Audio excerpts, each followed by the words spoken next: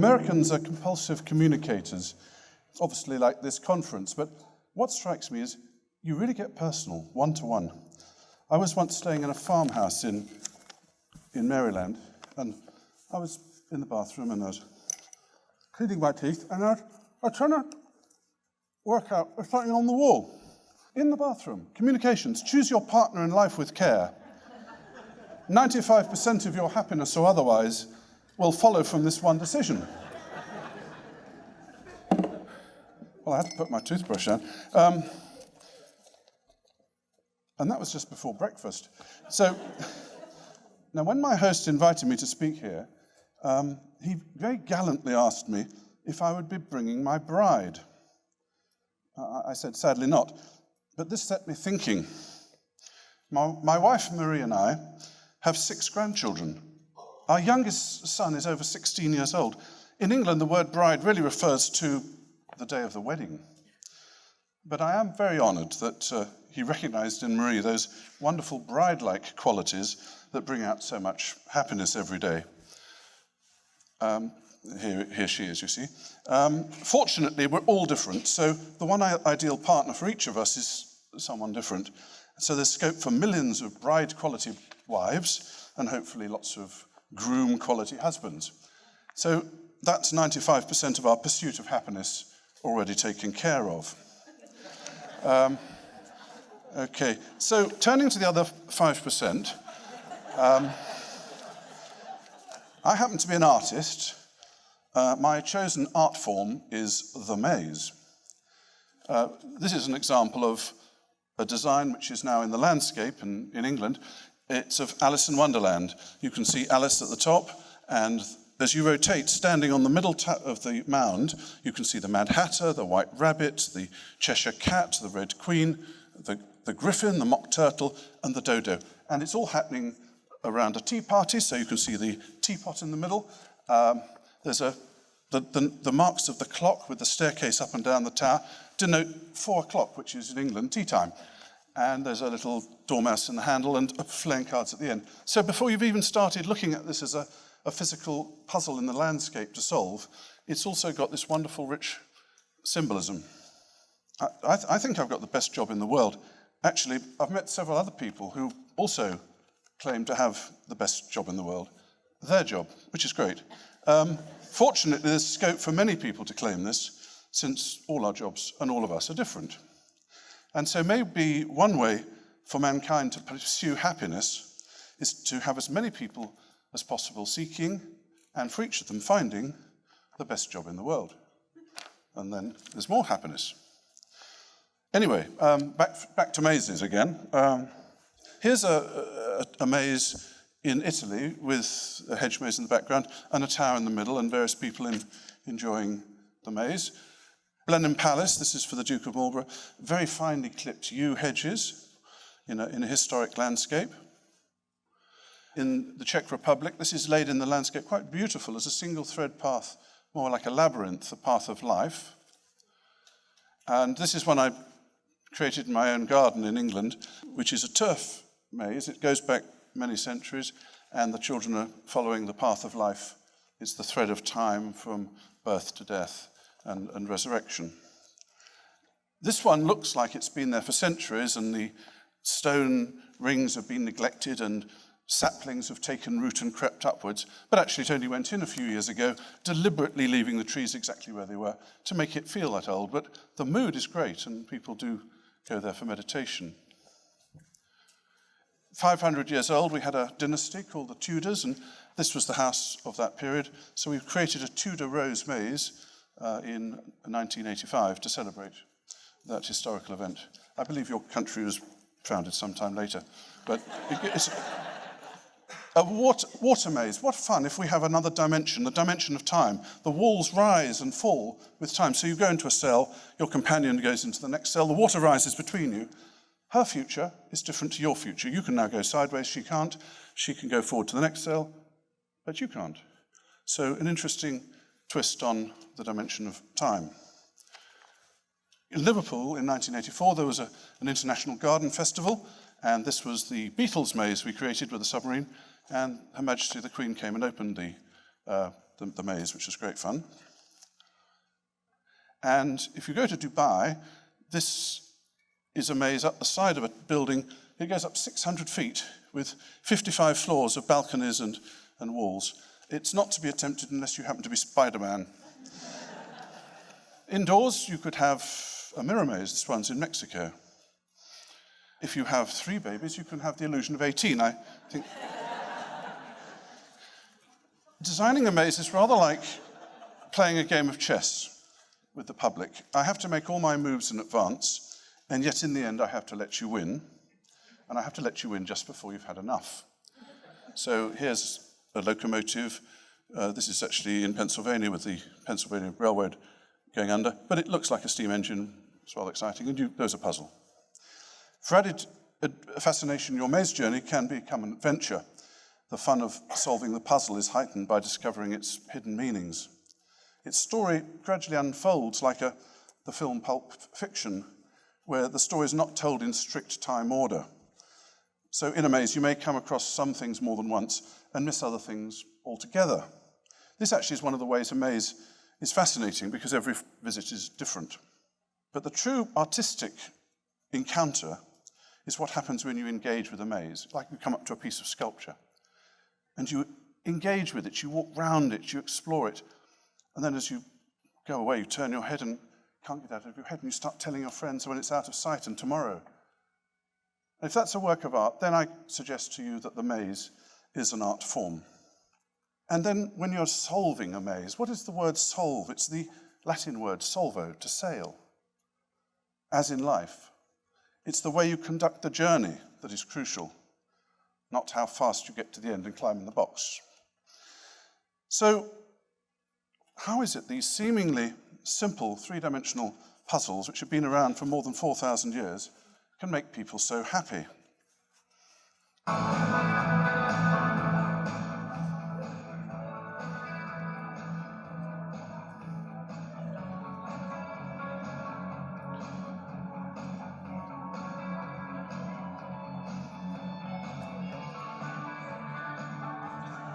These 2 girls are in a mirror maze in Spain, and they are really quite lost. This girl's an incredibly loyal friend. And they're making choices, and they are truly lost. She's finally got it. That's great. What we've seen here are 3 very powerful instances of the maze experience. One is they're doing things together, and the second is they're making choices, and thirdly, they're exploring the unknown. So let's look at those 3 in turn. Doing things together. Individuals are happiest when they do things that lead to group success, and groups make tremendous efforts socially to create and maintain the cohesiveness. Boundaries are dissolved, equality rules, and people celebrate with people of totally different backgrounds and status. Most of us have felt something like that in our own lives. We've played a team sport, we've sung in a choir, perhaps we've worked closely with friends to achieve a noble goal. We lose ourselves and forget our petty concerns. We're filled with energy and purpose. Such memories often stand out at peak moments of happiness when people reflect on their lives. Seeking experiences of intense joy by doing things together with others is a fundamental human need. In mazes, often the first thing children do is rush ahead and disappear out of sight. The opportunity for the family to enjoy solving it together can be over before you've begun. In America in 1993, I designed the world's first corn maze. This is an example. Some 8 acres, 4 miles of pathways, bridges, towers, lookouts, all based on a fantasy castle, actually, this one. Unlike hedge mazes, the corn stalks grow way above the height of your head, and no one can be seen. So we soon began to issue a flag to each visitor so you could see hundreds of flags fluttering around in what was otherwise just a crop. One day, I got a call from our maze in Massachusetts, and they said the flags were running out. It was so popular that day. So I suggested they rationed it to 1 flag for each family. And that evening, I got a second very excited call. they're behaving completely differently. Families have been sticking together, they've been coming out happier and feeling better about themselves. Nowadays, we deliberately ration flags to one per family. The children take it in turns in carrying the flag, and they hand it over whenever an adult suggests. So if I had a flag, I haven't actually, here's a toothbrush. Anyway, so you have little Sophie here, you see, and she's saying, okay, everybody, I think we ought to go left. Grandad, what do you think? Yeah. Okay, listen, everyone. Grandad and I have decided we're going left. Follow me. You see, and the little 3-year-old precocious Sophie leads her whole team forwards. And a bit later, her brother gets to take the flag, and he makes other choices. So the whole family is completely committed to this random set of choices that these little ones are making. Keeping close to the person behind the flag is an unremarked but a very notable, long-standing American tradition, as can be seen on this painting of the arrival of Christopher Columbus to the New World. He's the chap holding the flag, and not a maize cornstalk in sight. The next thing we noticed with our girls in the mirror maze was making choices. We understand that the more we have choice, the happier we are. But having too many choices can be bad things. So there's a classic experiment by Professor Sheena Linegar, and she presented shoppers with a gourmet choice of 24 jams. And she found that the more jams she put on, the more people were drawn to her display, but very few people actually bought anything. She then set up another stand with only 3 or 6. Fewer people came there, but nearly, well, a good third of them or more actually bought. So how does this work with designing mazes? Well, actually, it helps quite a bit. If you have a hedge maze, this one's in Scotland, you can see it's sort of a tartan weave of green and copper hedges and things. You can't really have more than 2 or 3 junctions at any little part of the maze. So actually, it works quite well. So luck would have it, really. I've been designing mazes with 2 and 3 choices for many, many years, but I've only recently discovered why I was doing it. So that's the theory. Now, exploring the unknown. The compulsion is to see what lies behind that ridge or that ocean is part of our identity. What is this sort of human madness to just keep exploring? The genome DRD4 is used to control dopamine, the chemical brain messenger. And researchers have found that DRD4/7R involves increased curiosity and restlessness. And studies have shown that people are more likely to take risks, explore new places, ideas, food, and friendships, and generally embrace movement, change, and adventure. So, with this in mind, I love ancient medieval cities and their wonderful twisting streets, places like Jerusalem, or in this case, Marrakesh. And I suppose one of my favorites is Venice, where the alleys and footbridges cross over each other above the network of canals. We're always wanting to know what's out of sight and forbidden. By her insatiable curiosity in the Garden of Eden, Eve definitely showed signs of having 7R. By their action of eating the forbidden fruit, Eve and Adam brought mortality down on all mankind and got banished from a really nice place. Mazes can have consequences.